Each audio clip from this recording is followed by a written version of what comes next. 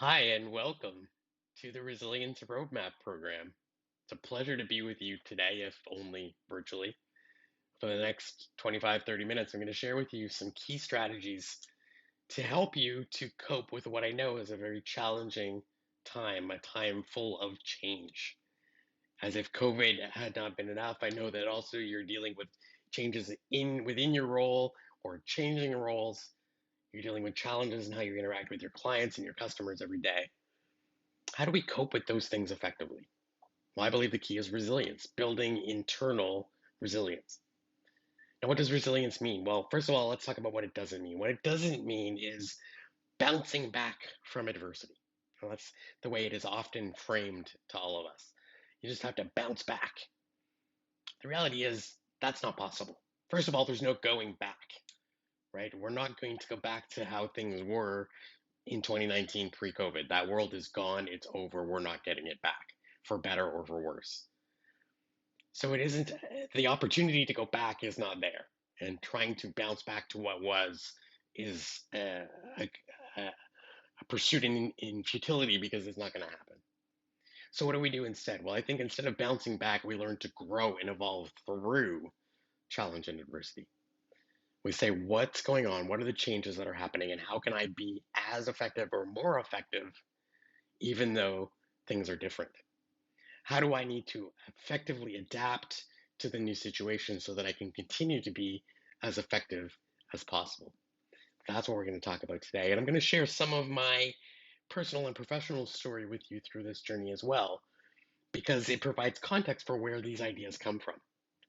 These are not things that I read in the textbook or researched so much as I experienced and lived them firsthand. I know they work because I've lived them. I continue to live them each and every day. And now they've become part of a framework that I've taught to tens of thousands of people, and it works for them as well. So I know this stuff works. And so I want to provide you a little bit of context and share some of the story with you, but please understand why I do that. It is not so that you think I'm special or I'm different, because I'm not. Just another person like all of you trying to figure out life one day at a time and trying to cope with whatever comes my way. My hope in sharing the story is that you see your challenges in mine and you gain confidence in your capacity to deal effectively with whatever it is you have to deal with. So do me a favor if you can and suspend your current concerns and immerse yourself in this experience and this story for a minute. Imagine you're sitting in a hospital waiting room. We've all been in one of those before. I want you to imagine that it's been 3 weeks since you've been admitted to the hospital. It's been 3 months since you last felt like yourself. You know something's wrong. You know things are not going well. You just don't know yet exactly how serious it is. And more importantly, you don't know what's going to happen next. But in a minute, the doctor is going to come through the door and he's going to give you the diagnosis, the results of the tests that they've been running over the last several weeks.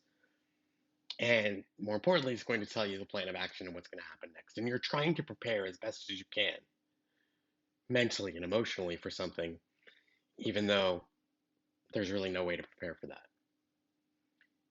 And finally, he comes through the door. And as soon as you see his face, you know he doesn't have good news. He sits down across from you. He's got this thick file folder in his hand with the test results. He looks you in the eye and in one sentence changes your entire life. He says, you need a heart and two new lungs, and you need them now. And in an instant, everything in your life changes. You say now, what does now mean? Like tomorrow? He said, well, no, not quite that quickly, but if I had to guess, if you don't have a transplant in the next 12 to 18 months, you won't live to see your 25th birthday. Imagine hearing that news. What would you be thinking about? How would you feel? What kind of action would you take? I won't pretend to know what you would do. I don't know you well enough to know that. I can tell you what I did, which is I said, you do whatever you need to do, get me on the transplant list, and let's figure this thing out. And I was very fortunate that a team in Toronto was willing to put me on the transplant list. And a few months later, I was packing my bags. My dad and I left my mom and my three brothers home here in Moncton, New Brunswick. We moved 1,500 kilometers away to Toronto to be waitlisted, rather, to be put on the transplant waiting list. When we got there, they gave me a beeper.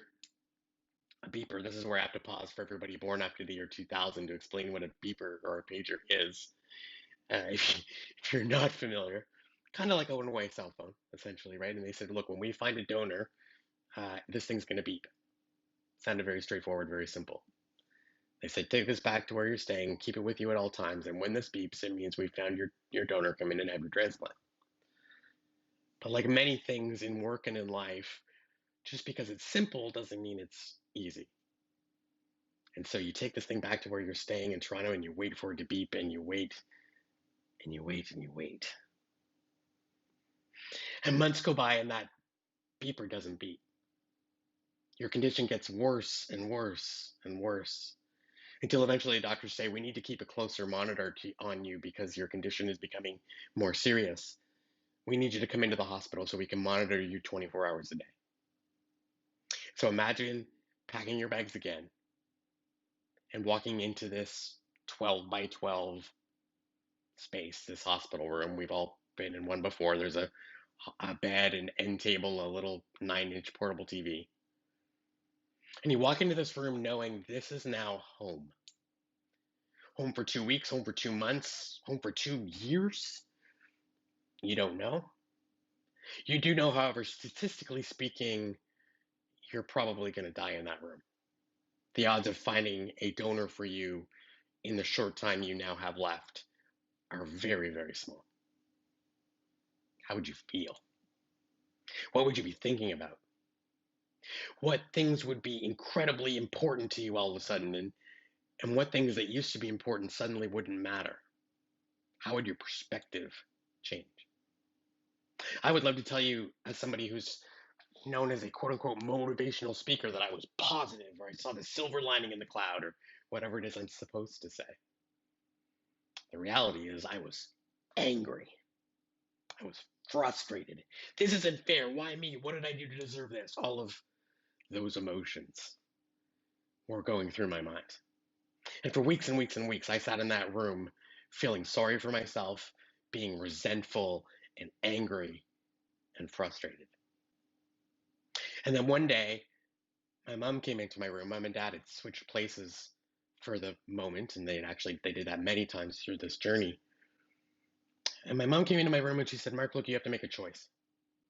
Choose to feel sorry for yourself if you want to. I understand, I empathize, I get it. But let me ask you a question.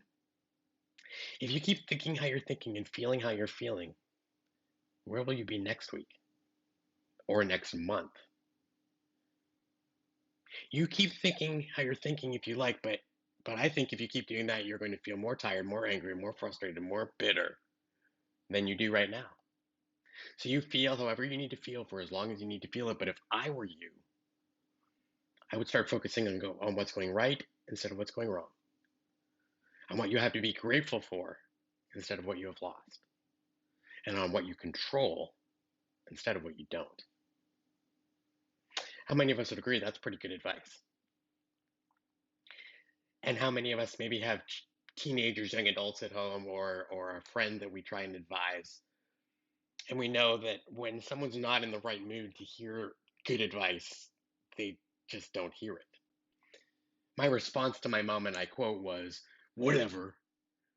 You don't get me, Mom. You're not the one stuck in this room. You don't know how I feel. I had no empathy for my mom and what it must have been like for her to watch her son die in front of her and not be able to fix it. No, in that moment, it was all about me. And isn't that how all of us react when we face challenge? We go inside, we go internal, we implode, we spend time with our internal dialogue, and it's not always a healthy one. Well, it took me about 4 weeks for my mom's advice to begin to sink in and for me to begin to apply the first strategy that I'm going to share with you today. And that is to learn the importance of acceptance. I developed this tool to help me to delineate what I control from what I don't. See, sitting in that hospital, there was so much that I could not control. They told me when to wake up. They told me what to eat. They told me what medications to take and when. They would get me for a test, and I have to respond at a moment's notice. Much of my life was stripped away. And that feeling of lack of control caused a great deal of anxiety and worry and frustration. How many of us can relate to that? How many of us have felt like that through COVID and now through the changes you're going through right now? And what ultimately helped me to cope with all of that was this tool. I call it the personal agency matrix. It works very simply like this. In the middle of that diagram, we have complete and total control. There are aspects of our day, no matter where we are, that we have total control over. I want you to think of a couple of examples right now. What are some things that every day you get to decide? No matter what's going on around you, no matter what's happening at work, you are in control of these things. Things like what you eat for breakfast, what time do you wake up in the morning, what do you wear, what do you listen to on the stereo or in the car on the way to work? How do you set your day up? How do you end your day? What attitude and perspective do you bring every day? And then what are the things that we can influence but we cannot control? So how we show up to work every day, does that impact the people around us? Of course it does. Do they impact us? Absolutely. Do we have complete control over those people? Of course not. We might like to think that we do, but we don't. Anybody that's raised a child knows that we can influence them, but we can't control them. And then finally, we have things on the outside that we have no control over at all. And there are lots of examples of things in our day to day life that we don't control at all. Global issues, global economies, things like that. But even something as simple as the weather. I mean, I haven't figured out a way to fix the weather and control it to do what I wanted to do yet. I don't know about you. And now, if you were to think about your day and think about where you spend the majority of your time and your energy every day, are you spending most of it in the middle of that diagram, in the blue, or on the outside? Are you spending most of your time and your energy trying to change the things that can't be changed? Do you find yourself frustrated and angry and resentful and bitter and resisting things that you can't fix? Then you're wasting time and energy on the outside. And we know that our time and our energy is finite. We only get 24 hours in a day, even though we all know somebody who seems to be able to get 48 hours worth of things done in 24 hours. And we all only have so much energy. How many of us have gotten to the end of a day or the end of a week and went, I am done, I am spent, I got nothing left? I know I have. So if our time and our energy is finite, then doesn't it make sense to invest that time and that energy where it's going to be the most effective? And to me, that means spending more of it closer to the middle of that circle.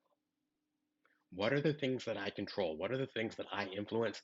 How can I spend more of my time and my energy on those things and accept and let go of the things that I can't fix? Maybe there are changes happening right now that I don't like. Maybe management has made a decision that I do not think was the right decision. But unless that is my decision to make, then being angry and frustrated and bitter about it is only causing me pain and only causing me to be less effective than I could be. The ultimate objective here is to do something that I call shortening the gap. We shorten the gap from oh no to now what? Or if you like, from I have to I get to. Anytime I'm struggling with having to do something that I don't feel like doing, I think about that. Every time I catch myself saying, I have to do this, I have to do that, I think, no, wait a minute, I get to. Ultimately, we're always making a choice, right? Even if it's a choice at work that isn't our choice to make, we're still making the choice to show up and go to work every day. We could quit. And so if it's my choice, then I get to decide if it's something that I want to do, that I get to do, or something that I have to do. And as soon as I reframe it from I have to do it to I get to do it, my attitude towards it changes. So one of the examples I use all the time is exercise. We all know that we need to do it. Most of us need to do it more than we do. But our tendency is to say, oh, I've got to exercise today. I have to go to the gym. I have to go for a walk. But what if we changed that and we said, no, I get to go for a walk? There are people who are not able to do that. I'm physically able to go for a walk. I get to exercise. I get to have the option to take care of myself before I get too sick and I don't have that option anymore. I get to go to work, not I have to go to work. I have a job. There are lots of people that would like to have gainful employment and don't have it. That simple mindset shift has done a tremendous amount to help me to accept the things that I can't control so that I can control the things I can. Now, the challenge with acceptance is that we can get too good at it. If we become too good at it, then we become victims. How many of us know somebody who's really good at accepting in the sense that they just say everything is outside of my control, right? I can't do anything about anything. Everything is somebody else's fault. It's the management, it's my boss, it's the government, it's my family, it's my spouse, it's my kids. If that person is sitting beside you, don't point at them. It's not polite. We don't want to become that person. We don't want to become victims because then we can't control anything. I'm a firm believer in change the things you can. The idea of acceptance is simply to give us more of our time and our energy back because we're not wasting it trying to control the things we can't, so that we can proactively and constructively adapt to the things that we can change. Which brings us to the next piece of this puzzle, which is how can we proactively adapt to challenge and change? When the rules change, are we changing with them? When the game changes, are we changing with it? Or are we resisting? Because here's the reality, we're all going to adapt. You do it all the time. Most of the time we do it without being aware, but we're doing it constantly. We've been doing it. Look, what's the last 2 years been like? How how normal is it for you now to put a mask on somewhere? Now maybe it's now become a little bit abnormal again because we're starting to get quote unquote back to normal, whatever that means. But for a long period of time it was just completely normal, wasn't it? We'd get ready to walk into a store and be like, oh, I gotta grab my mask. Or we'd be getting ready to go to the mall or go to church or go to wherever, go to visit someone. Okay, we gotta put the mask on or we gotta put the hand sanitizer on. 3 years ago, that was a completely foreign idea. 3 years ago, if we had said to you, every time you go out somewhere and you're around other people, you're gonna have to put this mask on, you would have thought, what a bizarre, strange thing.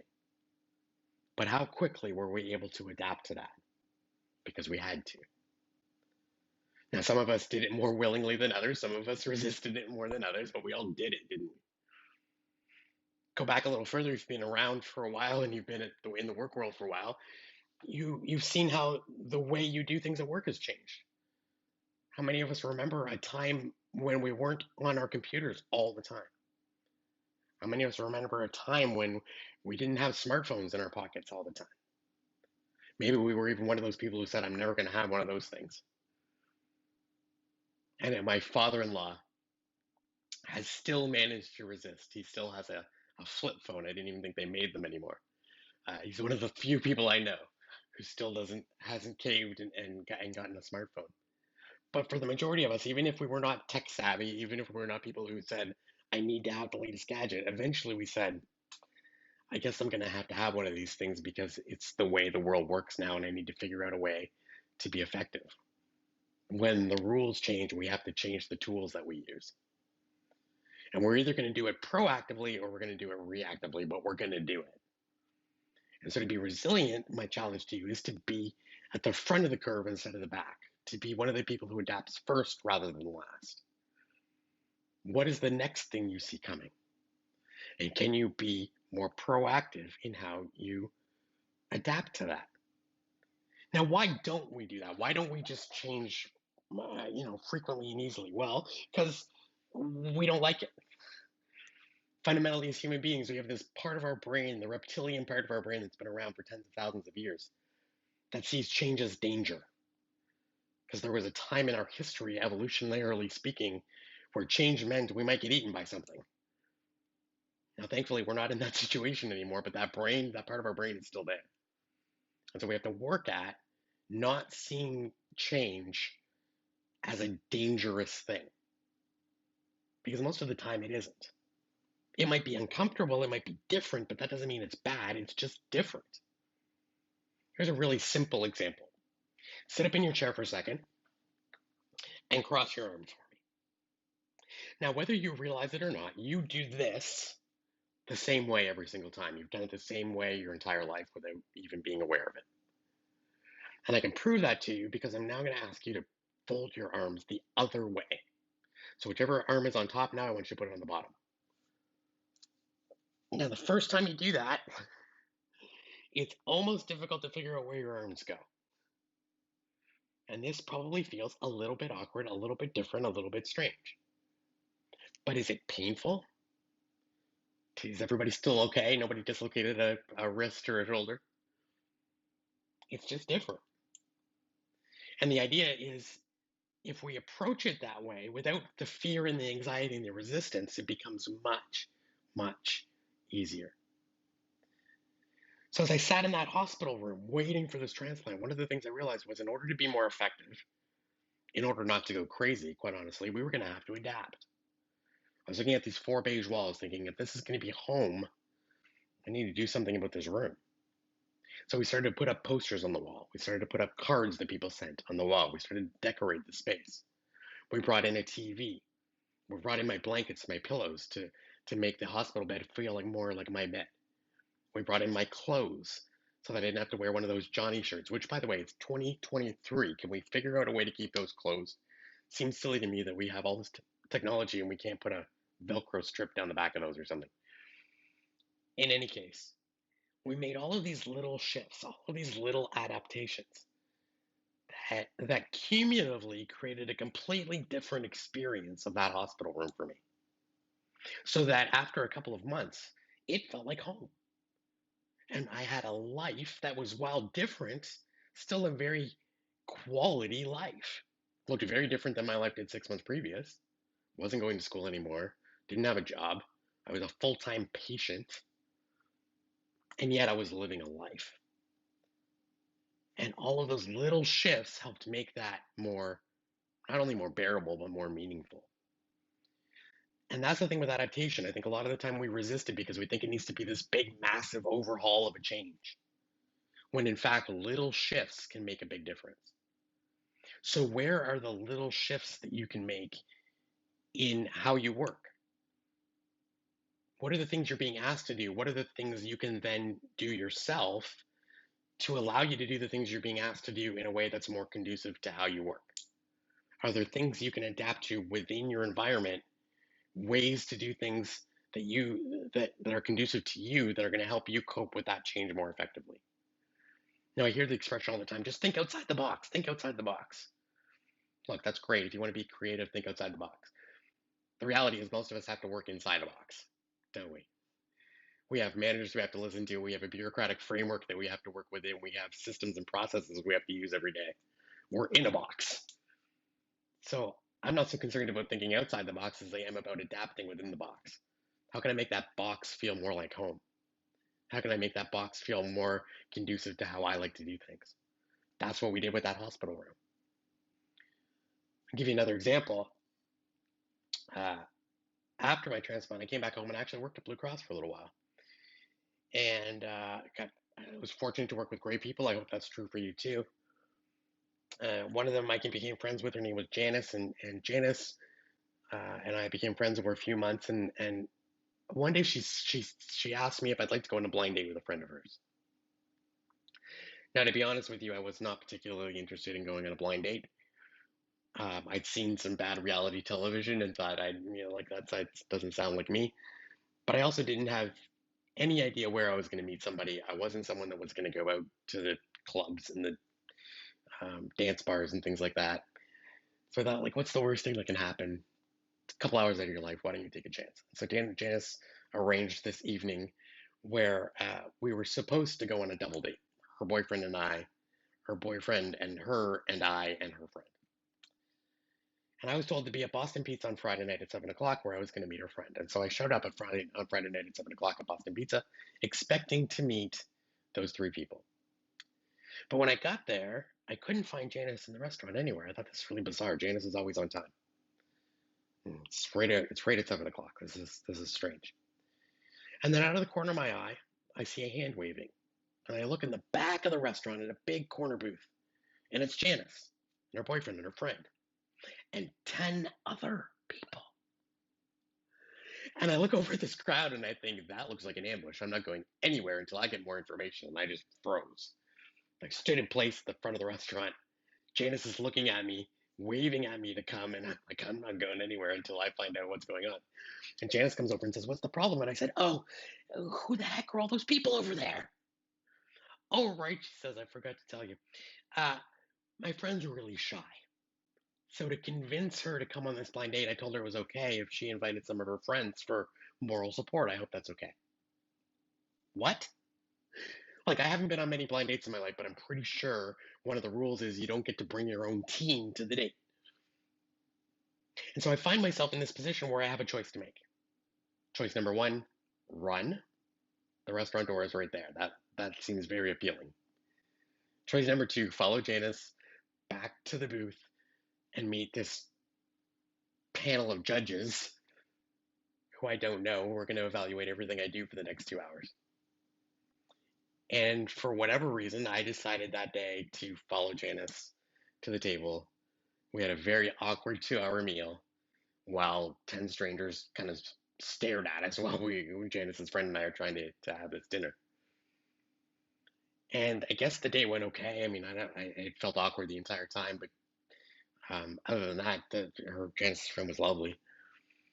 Uh, so much so that I said, like, next weekend, how about we do this again, except just the two of us? And so we did that, which was far less awkward than our first meeting. And I ended up dating Janice's friend for a year and a half. So pretty successful by blind date standards, I would say. And then at the end of that time, I said, you know what, this is still going well. I probably shouldn't screw this up. And so I asked her if she would marry me, and she said yes. Maddie's and I have now been together for 17 years. And we have these three healthy kids, Emma, Mateo, and Caleb. And I share that story with you because it's a powerful example of what happens when we adapt proactively. I could have shown up at that restaurant and said, this is not what I signed up for. This is not what I expected. This is not how I saw this going. I am out of here. And if I had done that, my life would look completely different today. Because of one proactive adaptation, my entire life looks different in the best possible way. And I bet if you challenge yourself to think about your life and your work, you can think of times where you said yes to something not knowing how it would turn out, or you adapted to something in a proactive way, and it's created great results for you. Where can you be better and more willing to adapt more effectively going forward? Because every time we resist change, we're just causing ourselves internal challenge and internal turmoil. We're going to do it. So why not do it proactively? So that's accept, that's adapt. And finally, we need to take action. And we want to do that in a very intentional way. And so part of my journey is that I after transplant became the first and so far only man in history to run a marathon with somebody else's heart and lungs. And people say, "Wow, well, how did you do that? How did you run a marathon? I could never do that. Where did that idea come from?" And I say, well, marathons are actually pretty simple. You stand on a start line and a gun goes off, and then you put one foot in front of the other foot until you get there. It's just small, consistent action over time that creates results. But what's important is having a vision for where you want to go, because that vision is what carries you through the challenging, inevitable challenging times that you'll face along the way. So as you walk through challenges right now, think about, why am I doing this? What am I trying to get out of this? What's on the other side of this? People often struggle with things that are difficult. The reality is that the problem isn't that things are hard. Things are often hard. The problem only comes when something is hard and we don't think it's worth it. As soon as you know that it's worth it, you can do incredibly difficult things. If you think back through your career, through your life, you've accomplished things that you didn't think you could do. And you did it precisely because you knew that whatever it took was going to be worthwhile. Whether that was working to get a promotion, whether that's raising a child, whether that's getting in shape, whatever it is. If it's worth it, you'll figure out a way. And so I had this desire to be fit and healthy again after going through this incredibly challenging time. And so I challenged myself shortly after my surgery to see if I could run a marathon. And I'm going to show you two pictures. I'm going to show you a picture when I decided to run a marathon. It's not pretty, 7 days after her lung transplant surgery, okay? But I want you to get a picture of what is possible. So here I am, I'm sitting in this hospital bed, 7 days after her lung transplant surgery. There's 40 staples across my chest. Somebody else's heart is beating inside me. But I remember thinking to myself in that moment, after going through this incredibly traumatic, difficult, challenging experience, I wonder what's possible now. I wonder what's possible now. I wonder if I could run a marathon. Now, did I get out of bed the next day and start running marathons? No. I needed a walker to get from my bed to the bathroom that day. But I started going to the gym 3 days a week for 3 months, regularly working out, quote unquote, working out, lifting weights to gain strength, walking on the treadmill, then jogging on the treadmill. It took 2.5 years of work to go from that picture to that picture. And I show you that not to say, wow, look at Mark, look what he did, isn't he special? But to say to each and every one of us, what are we capable of? We're capable of way more than we give ourselves credit for. The problem is that we just want it to happen tomorrow. And instead, what we have to do is have a mindset that says, I'm just going to set my sights, I'm going to set a goal. And then each and every day, I'm going to strive to make small incremental steps toward that objective. Small incremental steps. If you stand at a start line and you think about running a marathon, 42 kilometers, 26 miles, it's overwhelming. But if you stand at the start line and you say, I'm just going to put one foot in front of the other foot until I get there, all of a sudden it becomes a whole lot more manageable. It's the last tool that I want to share with you today. I call it the OMS mindset, and very simply, the OMS stands for one more step. Every marathon I've ever run, this has been the mindset that I had in my mind. Small, consistent action over time creates results. I use that picture. It's the Notre Dame Cathedral. I had the opportunity to go see it in person when I competed for Team Canada at the World Transplant Games less than a year after my transplant. And if you've ever been to Europe and you toured any of those old churches, they tell you that it took 80 to 100 years, sometimes longer. In the case of the Notre Dame Cathedral, I think it was like 110 years to build that building. And so think about that for a minute. What that means is that the bricklayers and the masons and the architects and all the people who worked on that building, most of the people who worked on that building died before it was finished. Like they showed up for work day after day, month after month, year after year for, in some cases, their entire lives, knowing they would never see the finished product. And yet, most of us don't have the patience to wait 3 weeks to see if our new fitness regime is starting to have an impact, or our new diet is making any difference, or the new change at work is working or not. We want everything to happen. But if we take this mindset that says, I'm just going to do my best today, I'm just going to get up tomorrow and give everything I can, and then I'll get up tomorrow and do that, and then the next day I'll do it again. How much different would our experience be? Running marathons taught me something really powerful. I've run 4 marathons, 5 or 6 half marathons. Every time they give you a medal, and for a while, I'd display those. Display them. I'd hang them on the doorknob in our bedroom. Today, I don't even know where those medals are. I know I've given away a couple of them because at some point I realized it wasn't about the medal. I mean, it feels great to finish a race and they put a medal around your neck and it feels awesome. But at some point, I realized it wasn't It wasn't about the medal. It wasn't even about the finish line. It was about who I became in the process of trying to get the medal, of trying to cross the finish line. It was who I became through the process of the goal, not the goal itself. It's showing up every day and just doing your best. You want to be more resilient, stop trying to figure it all out today. Stop trying to solve all the problems today. Just get up tomorrow and do your best. Work at accepting a little more a little more readily. Accept the things you can't control. Let go of them a little bit quicker. Instead of getting frustrated in traffic and then carrying that with you for the rest of the morning, let it go and take a deep breath and say, I'm not going to bring that with me into work today. Instead of resisting adaptation, try and embrace it and take it on a little more quickly. Be one of the first people to adapt to a new change instead of sitting and complaining about it for days and weeks and then adapting to it. And then take small, consistent action every day to get a little bit better. And if you do that, an amazing thing happens. This cumulative effect happens, and you look back and realize how far you've come. Everybody is capable of far more than they think. You have done things that are absolutely incredible. You've just forgotten. Because by nature, we just move on to the next thing and the next thing and the next thing.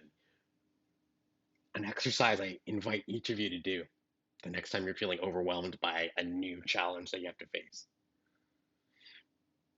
Build yourself an adversity inventory, I call it, in my new book that's coming out later this spring.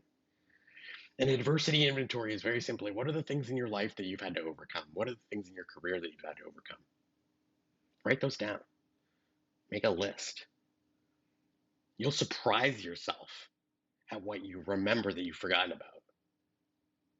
And you'll probably impress yourself a little bit at just how far you've come and some of the challenges you have faced that you previously thought were beyond you and things that were just way too overwhelming.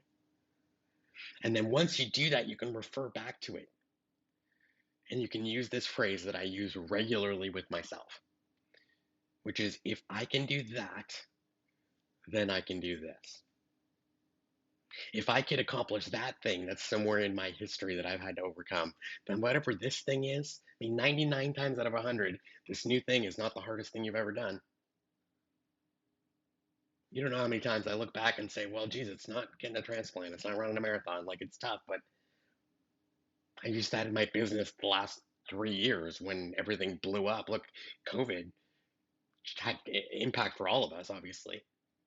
But this is what I do. I speak in front of groups of people. Until 3 years ago, I wasn't doing this ever. If I couldn't be in a room with people, I couldn't make money, couldn't feed my family. When COVID happened, it was scary. But what did I do? Well, I got angry and scared for a few minutes because that's our natural reaction. We all do that. But then I accepted the fact that I couldn't control a global pandemic. I'd let go of what I couldn't fix. I moved on to say, well, how can I adapt effectively? Well, I can't stand in front of people and speak anymore.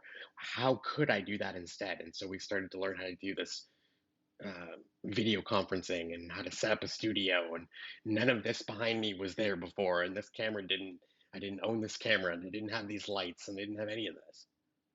Started to adapt and learn how to use these tools.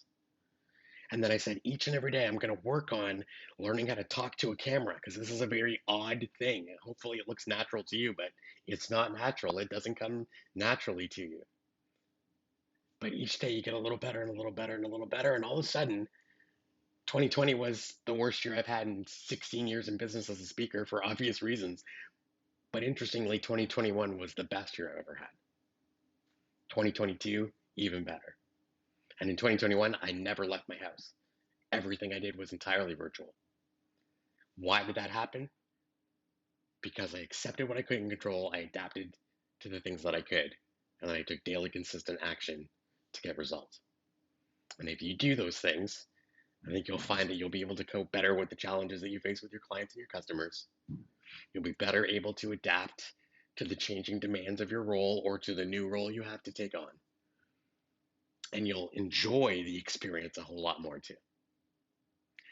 I really hope sincerely that this has been helpful for all of you. I want to leave you with a resource. Let me just get to the right slide for you. I'll give you two things here.